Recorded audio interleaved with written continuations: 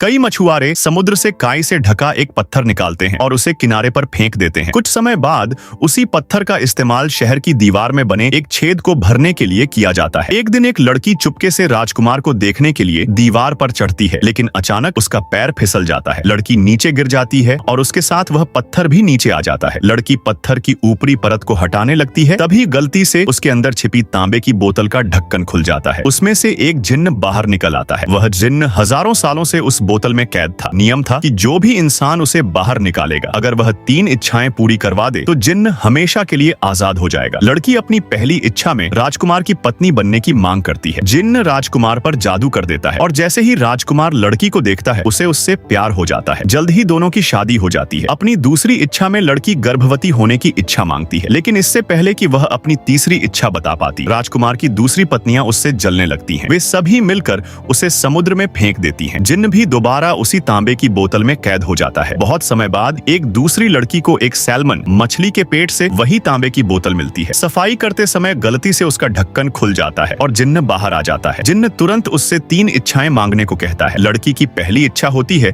कि उसे दुनिया का असीमित ज्ञान मिल जाए। जिन्न एक बोतल में ढेर सारी किताबें डाल देता है और कहता है कि इस बोतल का पानी पीते ही सारा ज्ञान उसके दिमाग में आ जाएगा। लेकिन इतना ज्ञान मिलने के बाद भी उसके मन में कई सवाल अनसुलझे रह जाते हैं। इसलिए वह अपनी दूसरी इच्छा में चाहती है कि वह हर चीज को महसूस कर सके और दुनिया की हर सच्चाई जान सके। जिन्न उसकी यह इच्छा भी पूरी कर देता है, लेकिन सब कुछ जानने के बाद लड़की को भयानक पीड़ा होने लगती है। वह दुनिया की सारी क्रूर सच्चाइयां देख सकती थी, लेकिन उन्हें बदलने में असमर्थ थी। गुस्से में वह जिन्न को डांटते हुए कहती है कि आखिर वह उसकी जिंदगी में आया ही क्यों। फिर वह चाहती है कि जिन्न हमेशा के लिए गायब हो जाए और दोबारा उसकी दुनिया में कभी ना आए। उसे पता भी नहीं चलता कि यही उसकी तीसरी इच्छा बन चुकी थी। जिन्न फिर से उसी तांबे की बोतल में कैद हो जाता है।